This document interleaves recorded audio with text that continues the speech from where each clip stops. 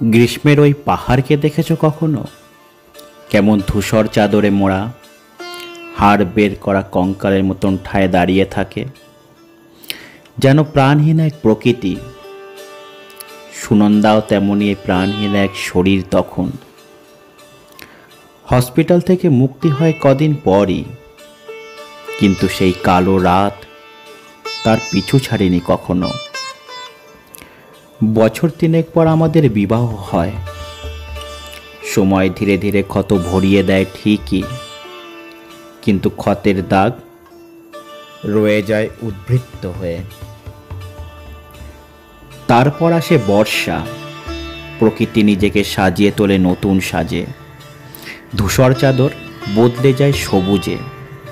সবুজ মানে প্রাণ, তরতাজা ভাব। সবুজ মানে স্পন্দন।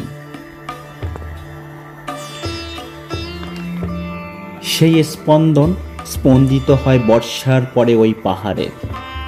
কঙ্কালসার পাহাড়টা তখন প্রাণময় সবুজে মোড়া। আমাদের জীবনেও সেই সবুজের আগমন ঘটে। ছোট্ট একটা প্রাণ নিয়ে ফুটফুটে এক চাঁদের কণা। এই চাঁদ টুকরো সুনন্দাকে প্রাণবন্ত করে, স্পন্দিত করে আমাদের। তাই ওর নাম রেখেছি সবুজ। তারপর কত না জোয়ার ভাটা খেললো এই উপকূলে। ছোট্ট সবুজ আজ মহীরুহ হয়েছে।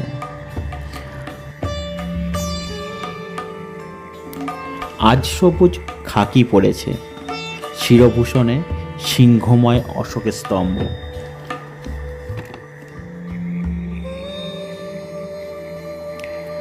আয়নাটা ঝাপসা লাগছে, সবুজের মুখখানিও অস্পষ্ট লাগছে আয়নাতে।